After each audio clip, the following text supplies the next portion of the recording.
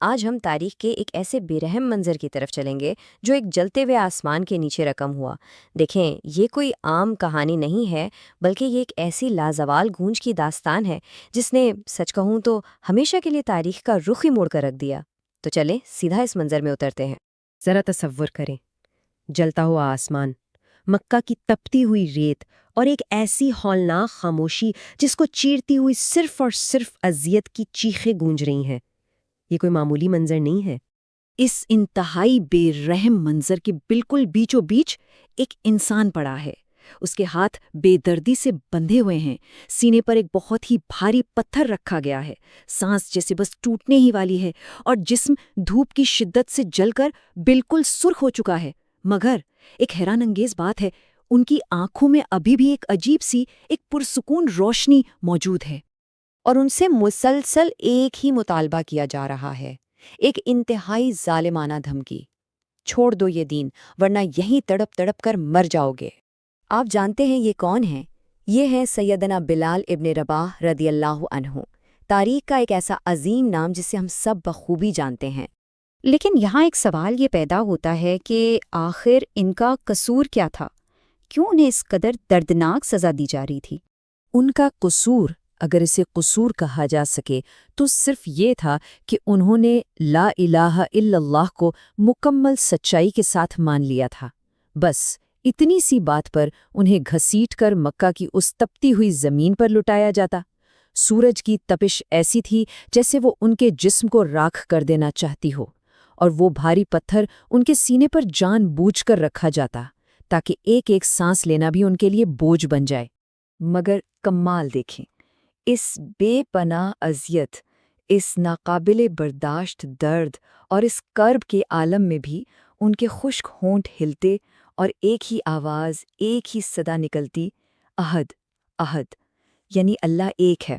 اب یہ سمجھنا بہت ضروری ہے کہ یہ کوئی عام لفظ نہیں تھا، یہ دراصل ایک طاقتور اعلان تھا، ظلم اور تکبر کے خلاف ایک کھلی بغاوت تھی۔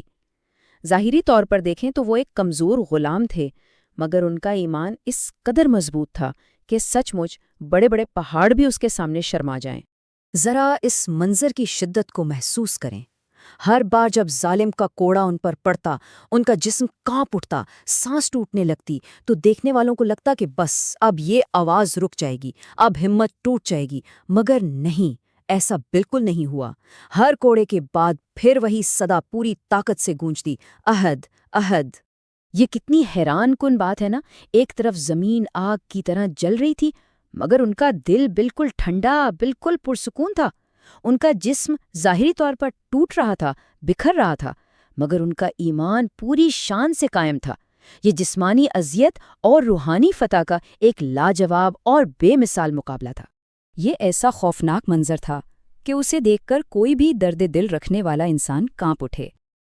اور پھر ایک دن وہاں سے گزرتے ہوئے سیدنا ابوبکر صدیق رضی اللہ عنہ اچانک رک گئے۔ انہوں نے جب حضرت بلال کا یہ حال دیکھا تو ان کی آنکھیں نم ہو گئیں۔ ان کا نرم دل یہ شدید ظلم برداشت ہی نہ کر سکا، اور انہوں نے بغیر کسی ہچکچاہٹ کے فوراً بھاری قیمت ادا کر کے بلال رضی اللہ تعالی عنہ کو خرید کر آزاد کر دیا۔ اور یوں بالآخر وہ زنجیریں ٹوٹ گئیں۔